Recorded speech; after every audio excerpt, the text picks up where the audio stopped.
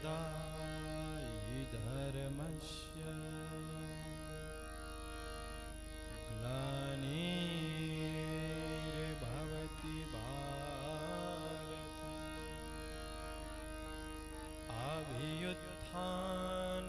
अभ्युत्थानमधर्मस्य तदात्मानं सृजाम्यहम् परित्राणाय साधूनां विनाशाय च दुष्कृतां धर्म संस्थापनार्थाय संभवामि युगे युगे संभवामि युगे युगे।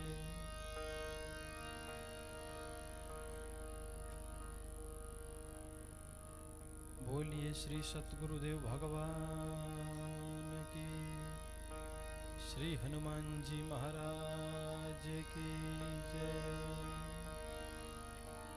अपने अपने माता पिता गुरुदेव भगवान की जय।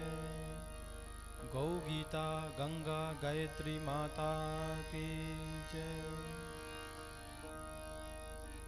सभी संतों की जय, सभी तीर्थों की जय। नर्मदा मात की जय, सरयू मैया की जय, यमुना महारानी की जय, गंगा मैया की जय, सरस्वती मात की जय।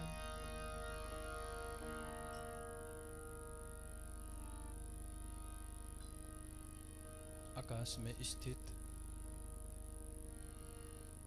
सभी देवताओं को प्रणाम करते हुए धरती पर स्थित माँ वसुधा के गोद में आप सभी को प्रणाम। आकाश पाताल जितने सब हमारे रक्षक और हनुमान जी महाराज को प्रणाम करते हुए पूज्य संत शरण को प्रणाम करते हुए गुरुदेव को प्रणाम करते हुए मैं छोटी सी संदेश देश के संस्कृति माटे देश के भविष्य के लिए मन को शुद्ध करने के लिए देश में भाईचारा बना रहे, इसके लिए कोई रोती हुई वसुधा की आंखें ऐसी नमी न रहे, इसके लिए एक संदेश है, एक मैसेज है। पुनः पुनः आप सबको प्रणाम। जय श्री राम। पूज्य मुरारी बाबू के चरणों में प्रणाम, सतगुरु को प्रणाम। आइए, कुछ क्षण मिली है, कुछ समय मिला है तो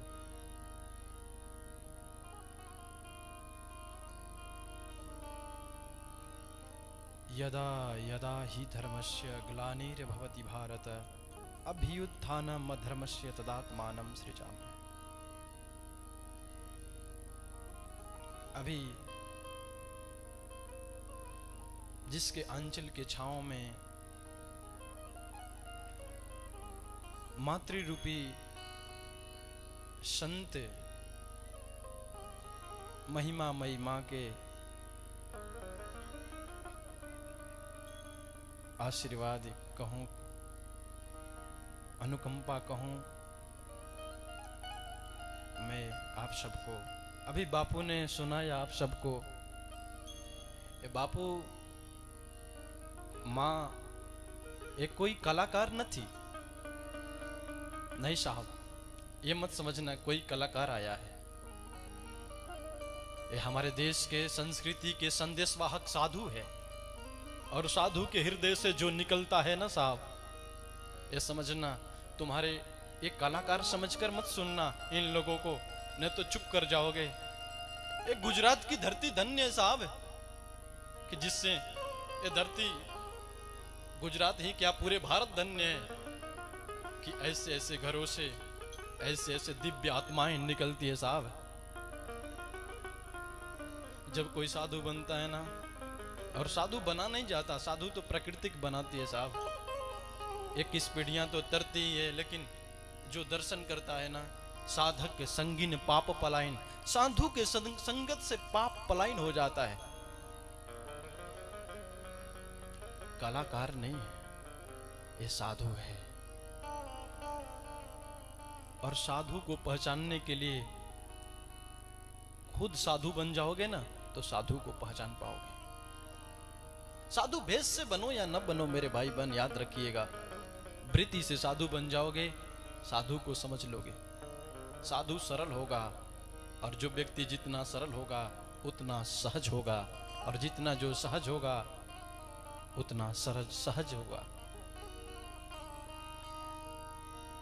व्यक्ति सब कुछ बन जाता है, लेकिन सरल बनना कठिन है, और सरलता का नाम ही साधु है साहब।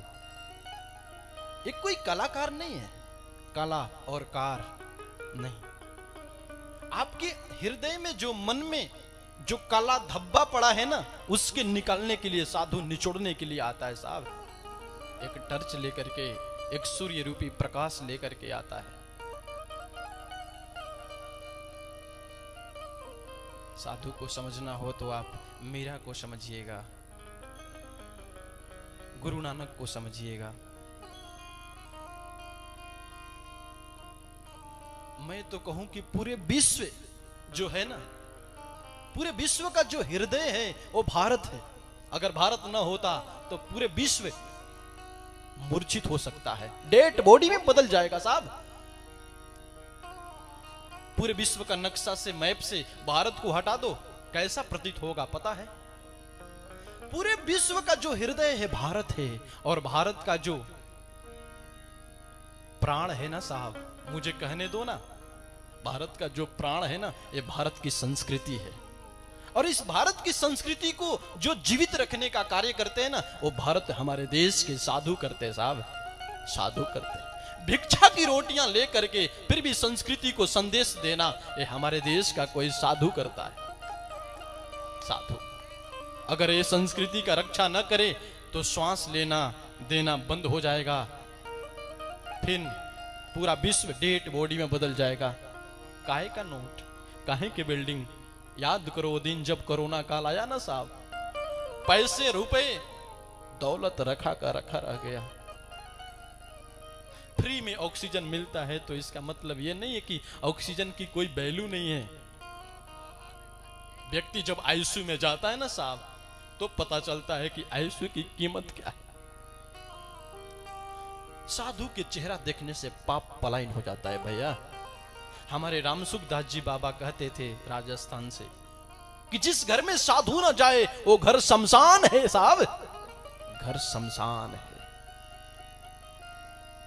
तुम साधु के पास जाना ये आपका पुण्य है, लेकिन तुम्हारे दरवाजे पर, तुम्हारे नगर में, तुम्हारे गांव में कोई साधु चल कर आए, ये हरि ने भेजा है, बिनु हरि कृपा मिलहु नहीं संता। और मैं बहुत प्रसन्न हूं कि आप सबके अंदर इतनी श्रद्धा है, इतनी संस्कृति के प्रति मोहब्बत है। मैं तो कहूं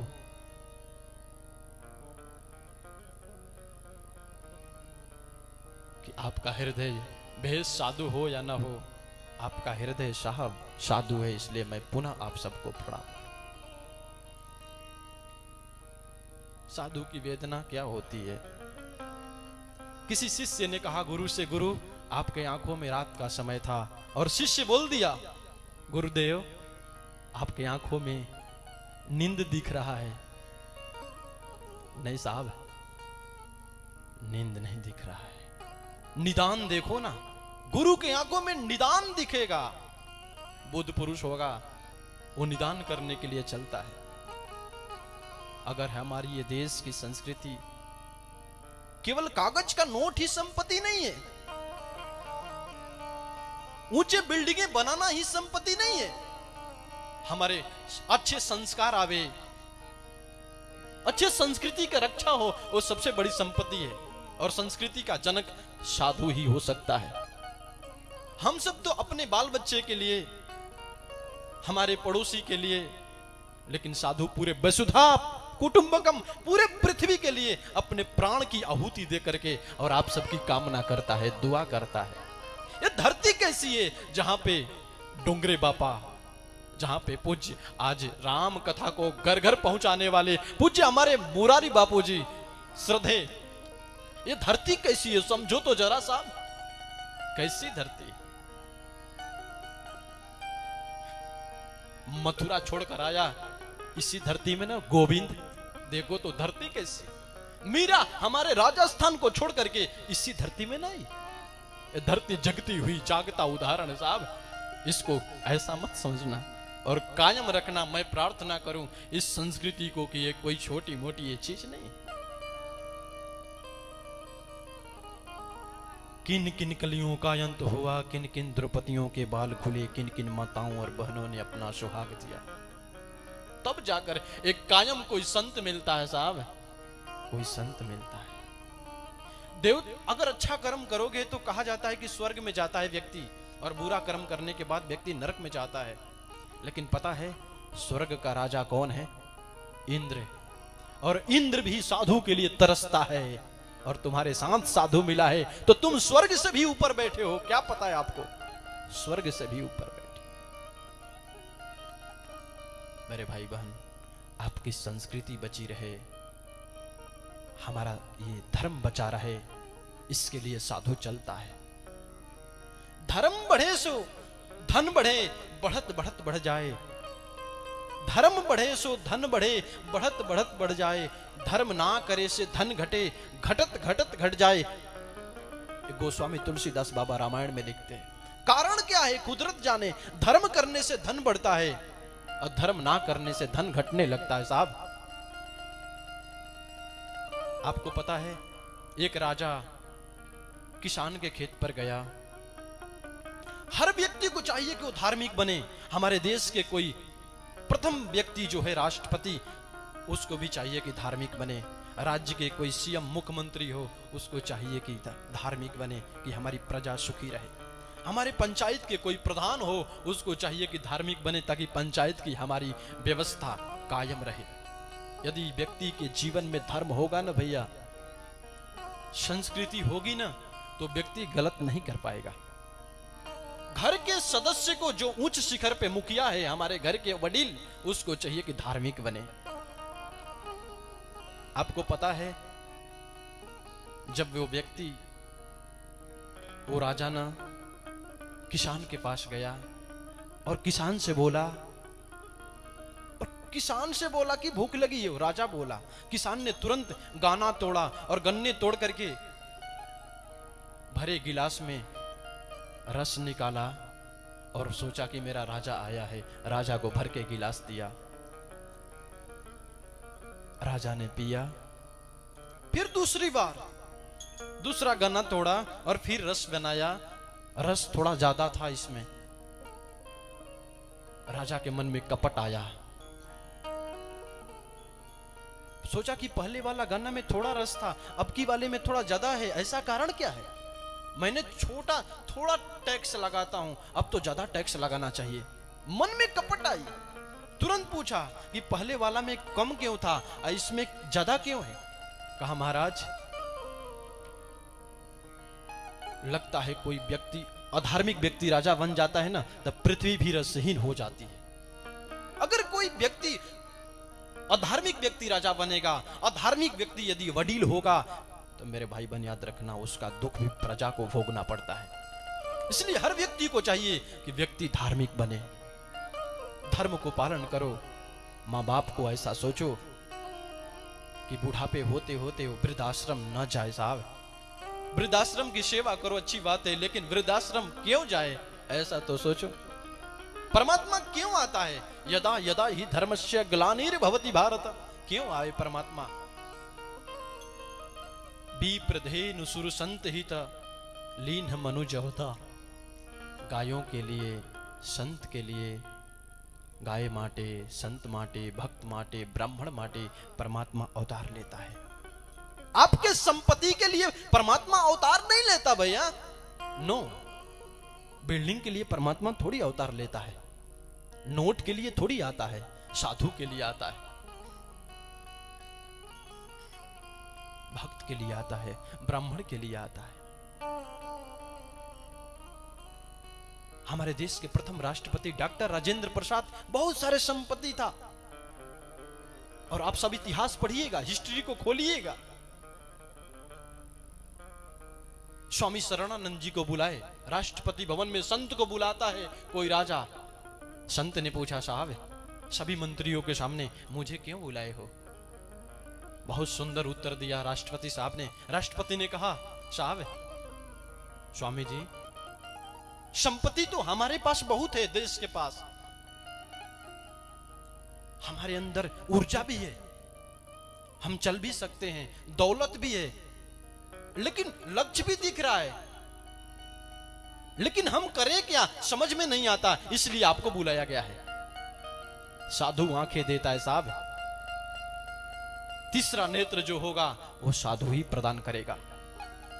आप खूब संपत्ति कमाओ, लेकिन संपत्ति को कहां खर्च करना है ये साधु ही बता पाएगा। इसलिए साधु को सत्संग में आइए और सत्संग से जुड़िए, परमात्मा को समझिए, घर के वडीलों को समझिए, बड़ों को समझिए, गुरु को समझिए, शास्त्र को समझिए। अब इससे ज्यादा न कह करके वाणी को विराम करता हूं और अपने धर्म के लिए जागरूक होइए। 24 घंटा में 1 घंटा भजन करोगे, बाकी 23 घंटा आपका मौज में जाएगा भैया, मौज में जाएगा। केवल कागज का नोट संपत्ति नहीं है, देख लेना आपकी अच्छी विचार कहां से मिलेगी। सत्संग से ही प्राप्त हो सकता है, साधु से ही प्राप्त हो सकता है। इसलिए सत्संग से जुड़िए, साधु को समझिए, ताकि वो संदेश भरी दुनिया में फैलाए। इतना ही कहकर वाणी को विराम करूं और मां से प्रार्थना करूं, मां आपके हृदय से जो निकले, इसका नाम है संत वाणी भैया। संत वाणी का मतलब होता है संत से जो निकली हुई वाणी है उसको अपने कानों द्वारा पियो और फिर जियो भैया। संत कोई कलाकार न थी, ये भाव समझ करके सुनो और आनंद करो। रज रज में भक्ति उतरे। प्रेम से बोलिए सतगुरुदेव भगवान की, हनुमान जी महाराज की, सतगुरुदेव भगवान की, नर्मदा मात की।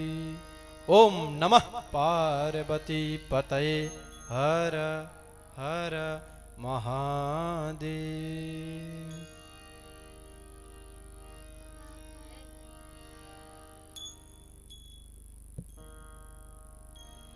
हाँ, जय स्वामी बापू नर्मदा तट पर तपस्या करे छे तो भाग बड़ा जे घर संत पधारे। तो एवा बाल योगी हमारा भाग्य छे के पधार्या छे। तो मैं नक्की कर्युं बधाईने थोड़ोक सत्संग संभळावुं। माफ करजो भजन माटे थोड़ीक देर थाई, पण संतोनी पासे जे होय छे आपड़ा मार्गदर्शन माटे जरूरी होय छे। संतवाणी गावामां आवे छे ने आ पीरसवामां आवे छे, तो एकदम खुलासावार समजाव्युं बापुए बधुं। तो धन्यवाद बापू, आपे सौने मार्गदर्शन दीधुं ए बदल खूब खूब धन्यवाद। प्रणाम।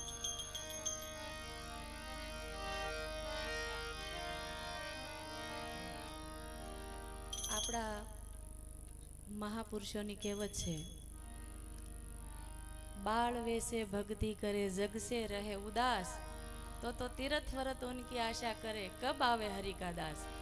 एवा महापुरुषों से आ कि धरती पण राजी थाय ज्यां एना पगला पड़ता होय एवी जग्याए।